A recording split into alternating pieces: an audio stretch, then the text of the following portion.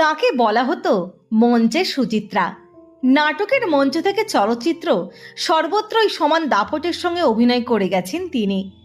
উত্তম কুমার থেকে ভানু বন্দ্যোপাধ্যায় তাবড় তাবড় অভিনেতাদের বিপরীতে নায়িকার ভূমিকায় অভিনয় করে ৬ এবং ৭-এর দশকে দর্শকদের মন জয় করে নেন তিনি। তার গানের গলাটিও ছিল চমৎকার।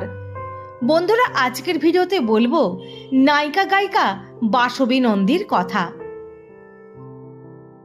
1935 সালের 5ই ডিসেম্বর কলকাতায় জন্ম হয় বাসবী নন্দীর।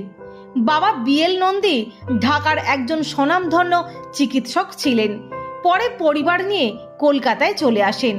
ইউনাইটেড মিশনারি স্কুল থেকে ম্যাট্রিক পাশ করার পর আশুতোষ কলেজ থেকে আইএ পাশ করেন তিনি। তার বাবার বন্ধু ছিলেন শচীন দেব বর্মন। ছোটবেলায় বাসবীর কণ্ঠে মুগ্ধ হয়েছিলেন শচীন।